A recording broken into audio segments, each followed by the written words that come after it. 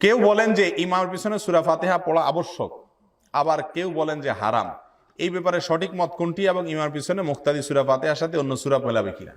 একটা দরকারি প্রশ্ন ভাই। হুজুরদের এত মত, আপনাদের অবস্থা কেরাসি, ঠিক না? ঠিক একেবারে আপনাদের মনের মতো প্রশ্ন আসছে। এক এক হুজুর এক এক কথা বলে, আমরা যাবোটা কোথায়? এটিএন বাংলা হুজুরে এক ফতুয়া দেয়, চ্যানেল 9 হুজুরে আরেক ফতুয়া দেয়। কালকে সকাল 10টা 20-এ আমি বৈশাখী টিভিতে আমার লাইভ প্রশ্ন উত্তর আছে, টেলিফোন করবে পাবলিক, আমরা উত্তর দেব। একই সময় চ্যানেল আইতেও আছে, চ্যানেল আইয়ের হুজুর আরেক উত্তর দিবে, আমি বৈশাখী টিভিতে আরেক উত্তর দিব, আর টিভিতে আমি আরেক উত্তর দিই। এখন এই যে হুজুরদের এক একজন, টিভির হুজুর না, শুধু মসজিদের হুজুরদের মধ্যে এখন কি মানে মত পার্থক্য আছে না নাই? এক মাহফিলে একটা শোনেন, আপনারা কোন দিকে যাবেন? এই জন্য অনেকে রাগ করে বলে মৌলবীরা এত মত করে, এদের জ্বালায় দেশে থাকাই দায় হয়ে গেছে। এখন হুজুররা এক একজন এক এক কথা বলে, দোয়াল্লিন না জোয়াল্লিন কয় নামাজই পড়ি না। এরকম একটা কথা আছে না নাই সমাজে? আমি বলি এগুলা মরার পরে ছেঁচা, চিনেন ছেঁচা? এই ছেঁচাটা একটু বেশি খাবে এগুলা। কেন বেশি খাবে জানেন? কারণ আপনাদেরকে যেমন জিজ্ঞাসা করি, তেল আমরা যেটা খাবারের তেল খাই না তরকারির সাথে, কোন তেলটা সবচেয়ে ভালো বলেন তো দেখি? রাঁধুনি, তীর, ফ্রেশ, আরো কি কি আছে না? বলেন কোনটা খাঁটি? হ্যাঁ, একজন বলে রূপচাঁদা, আরেকজন বলে ফ্রেশ। এটা জীবনে কোনোদিন একমত হওয়া সম্ভব? কিয়ামত পর্যন্ত কোনোদিন একমত হওয়া সম্ভব? সম্ভব না। কেন? কারণ যিনি বলতেছেন ফ্রেশ, উনি ফ্রেশ খাইয়া দেখছে ওনার পেটে বুটবাট ফুটপাট হয় না। যিনি রূপচাঁদা খাইছে উনি অনেকগুলা খাইয়া টাইয়া রূপচাঁদা এসে ঠেকছে না, ওনার কাছে ওইটা স্যুট হয়েছে, ভালো লাগছে, ঠিক না? ঠিক কোন তেলটা ভালো আপনারা কিন্তু, আচ্ছা কোন তেল কোম্পানি তার বোতলের গায়ে লেখে 99% পিওর? দেখছেন আজ পর্যন্ত এরকম কোন তেল? কি লেখে? 100% পিওর। একটা কোম্পানিও ভুলেও লেখে না যে আমারটাতে ভাই ভেজাল 1% আছে। কেউ লেখে? সবাই লেখে আমারটা 100%। এখন আপনারা কি বলেন যে আমি যাবো কই?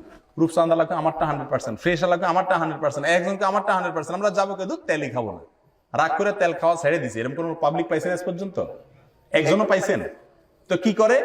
ওই যে বললাম, একদিন রূপচাঁদা খায়, কয়দিন খায়, খাইয়া দেখে কি হাল, এরপরে ফ্রেশের দাম কত, দেখতে কেমন, খাইয়া দেখে কি, এরকম কয়েকটা যাচাই বাছাই করে যেটা বেশি ভালো মনে হয় সেটা সে ব্যবহার করে, ঠিক না? ঠিক দুনিয়ার বেলাটা খুব ভালো বুঝি আলহামদুলিল্লাহ, ওয়াজ নসিহত করা লাগে না। দিনের ব্যাপারে এত ওয়াজ করার পরও সোজাকরণ যায় না, এরপরে হুজুররা এত মত কেন? আরে ভাই হুজুরদের মত কেমন পর্যন্ত থাকবে? এর ভিতরে কোনটা বেশি সঠিক সেটা জানা, যাচাই করা, নিজের বিবেককে খরচ করার দায়িত্ব আপনাদের। সেটা না করে যে হুজুরদের উপরে দোষ দিয়া যান, ওই যে বলছি শুরুতে, ছেঁচাটা বেশি করে খাইতে হবে।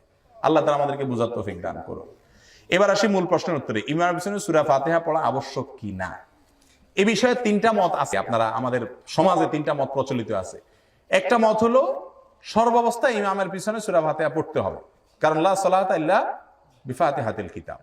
আরেকটা মত হলো ইমামের পিছনে সূরা ফাতিহা পড়া লাগবে না, কারণ মান কানা ইমামুন ফাকরাতুল ইমামি লাহু কিরাআহ। দুইটা মত হলো। আরেকটা মত হলো ইমাম যদি জোরে জোরে কেরাত পড়েন তাহলে মুসল্লি শুনবেন, পড়বেন না। আর যদি ইমাম আস্তে আস্তে কেরাত পড়েন, যেমন যোহরের শেষের 2 রাকাত, আসরের 4 রাকাত, মাগরিবের শেষের 2 রাকাত, এশার শেষের 2 রাকাত, এই নামাজগুলোতে ইমাম যেহেতু আস্তে আস্তে পড়তেছে, মুসল্লিও মনে মনে পড়বেন। তাহলে কয়টা মত হলো? 3টা মত হলো। এই তৃতীয় মতটা শামসুল হক ফরিদপুর রহমতুল্লাহ আলাইহি এই মতটাকে গ্রহণ করেছেন, আব্দুল্লাহ রহমানুল্লাহ গ্রহণ করেছেন, অনেক উলামায়ে কেরাম গ্রহণ করেছেন। আমার কাছে এটা বেশি সতর্কতামূলক মনে হয়। কিন্তু উলামায়ে কেরামের এই 3 মতের প্রত্যেকটা মতের সপক্ষে উলামায়ে কেরামের গবেষণামূলক দলিল প্রমাণ আছে। এর কোনোটাকে তুড়ি মেরে উড়ে দেওয়া এটা মূর্খতা ছাড়া আর কিছু না।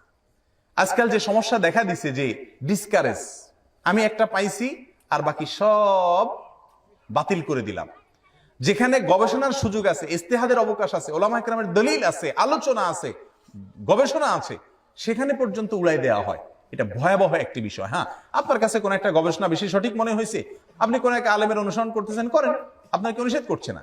কিন্তু অন্য সবগুলাকে ভুল বলা এটা ভুল। নবী সাল্লাল্লাহু আলাইহি সাল্লাম বলেছেন, এই যে হিজবুত তাওহীদের পরে এই হাদিসটা আমি বলি, মান ক্বালা হালাকান নাস ফাহুয়া আহলাকুহুম, যে বলবে সব সমাজে হালাক হয়ে গেছে, রাসূল সাল্লাল্লাহু আলাইহি ওয়াসাল্লাম বলেন ওই লোকটা হলো সবচেয়ে বেশি হালাক। কথাকে বুঝতে পারছেন? এই জন্য হিজবুত তাওহীদ বলে যে দেশে কোনো ইসলাম টিসলাম নাই, যা আছে সব বেজাল, শুধু বেজাল খাঁটি হলাম আমরা। রাসূল সাল্লাল্লাহু আলাইহি হাদিস অনুযায়ী সবচেয়ে বেজাল ওরাই। আল্লাহ তাআলা আমাদেরকে সঠিকটা বুঝার তৌফিক দান করুন।